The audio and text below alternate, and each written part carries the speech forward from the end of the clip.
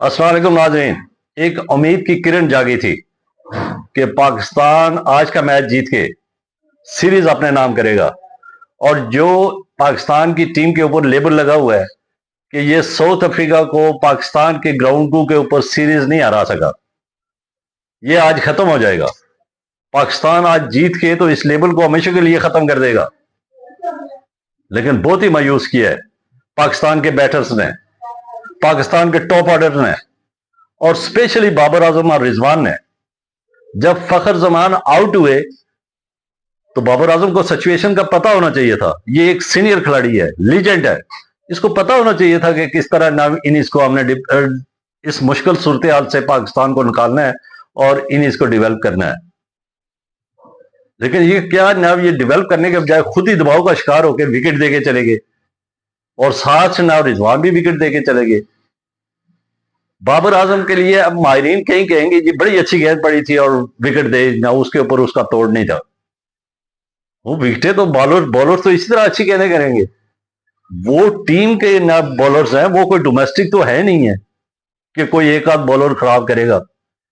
वो एक मुल्क की ना टीम है, तो उनके बॉलर्स तो अच्छी क्वालिटी वाली गेंद करेंगे। जो क्वालिटी वाला बैट्समैन होता है तो वो उसको फेस करता है और उनको उस मुश्किल गेंद को भी वो आसान बना के खेलता है। जो बाबर आजम ने नाकाम हुए, बाबर आजम फेल हुए, यानी एक अच्छी गेंद को आसान बनाने में बाबर आजम नाकाम हुए हैं, और इसी तरह रिजवान भी नाकाम हुए। ये कोई रीजन नहीं है कि अच्छी गेंद पड़ी थी और बाबर आजम ने विकेट देकर ना चला गया। अच्छी गेंदें तो सारे बॉलर्स करेंगे, उनको आसान बनाना और उसको खेलना और उसके ऊपर रन बनाना, ये क्वालिटी वाला बैट्समैन करता है, जो बाबर आजम ने आज नहीं किया और मायूस किया। वही बॉलर्स थे, वही फील्डर थे, वही टीम थी, वही ग्राउंड था। सलमान अली आगा ने कैसे परफॉर्म किया? क्लास की परफॉर्मेंस आज सलमान अली आगा ने दी है। जबरदस्त परफॉर्मेंस आज सलमान अली आगा ने दी है। मुश्किल हालात, 22 के ऊपर 3 खिलाड़ी आउट, और वो सलमान अली आगा, उसने जिम्मेदारी का एहसास था, उसने जिम्मेदारी को समझा और ना पाकिस्तान को 22 रन से नाम निकाल के, और उसके साथ साइम अयूब ने परफॉर्म किया।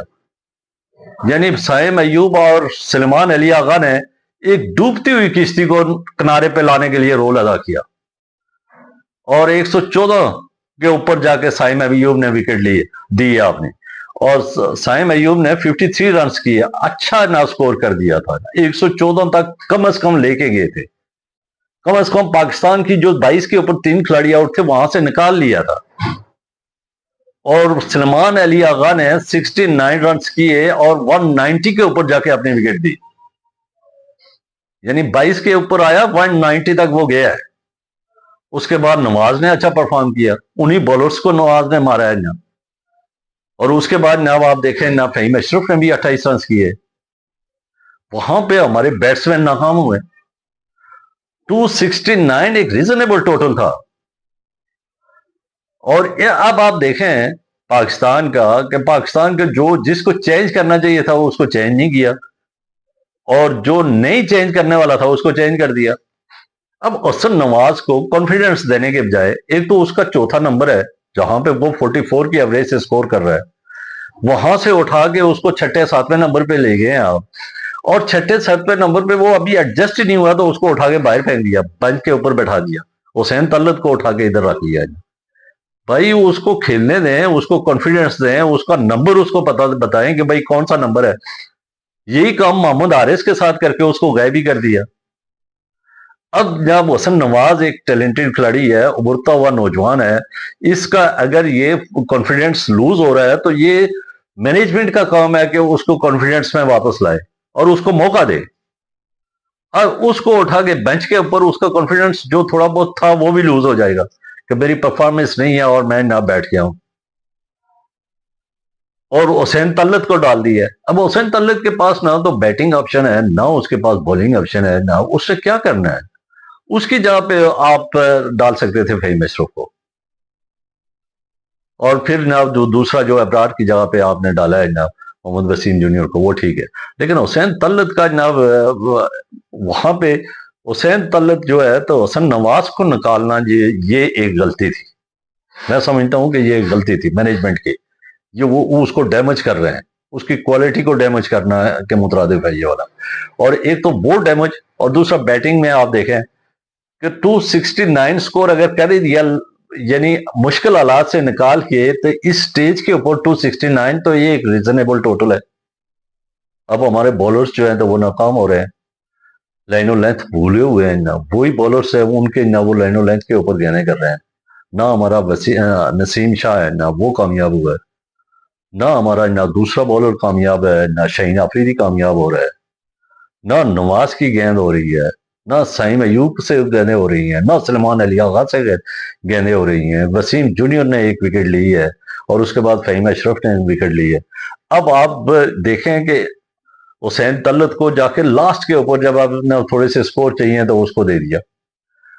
भाई अगर आप नाकाम है, शाहीन अफरीदी खुद नाकाम है, नसीम शाह को विकेट नहीं मिल रही है, फिर आपके ना दूसरे बॉलर्स हैं उनको विकेट नहीं मिल रही है, तो एटलीस्ट इन दोनों खिलाड़ियों को, फहीम अशरफ और उसको आजमाएं तो सही।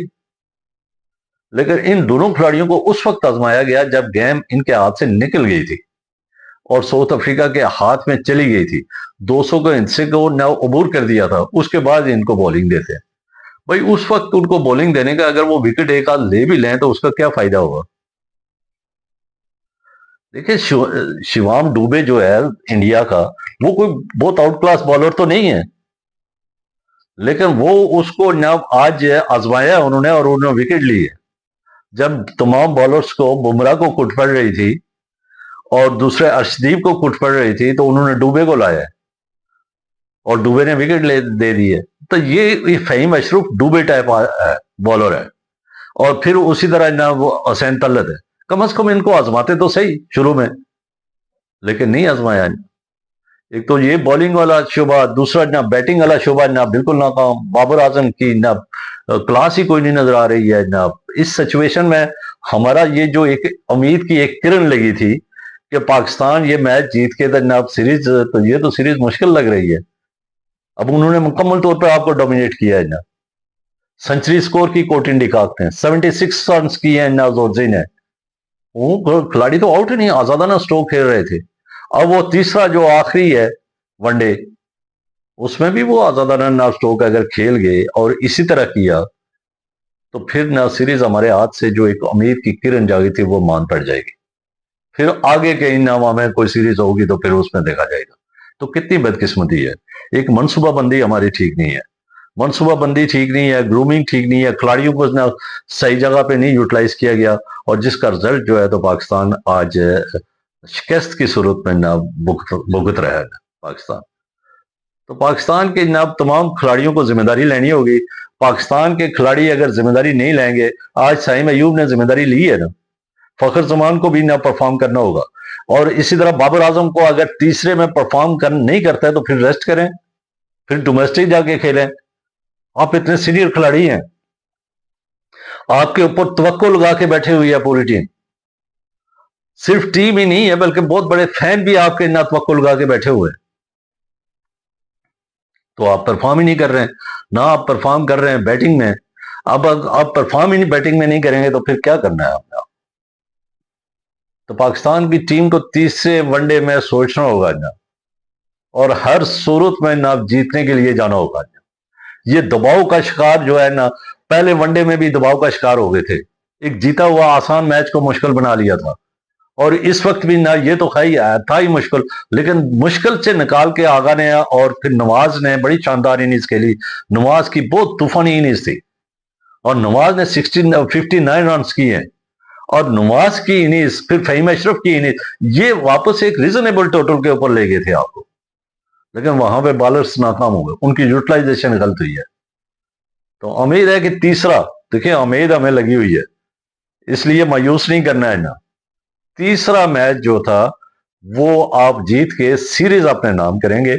और ये जो लेबल लगा हुआ है कि साउथ अफ्रीका को हम यहां पे शिकस्त देने में नाकाम रहे सीरीज में, उसको आप दो डालेंगे और उस लेबल को खत्म करेंगे। अब तक के लिए इतना ही, मुझे दीजिए इजाज़त। खुश रहिए, आबाद रहिए और इस चैनल के साथ जुड़े रहिए। इसका मकसद है सब्सक्राइब करें, बेल आइकॉन को क्लिक करें ताकि जो भी नई वीडियो है वो बर वक्त आप तक पहुंचे। अल्लाह हाफिज़, शुक्रिया।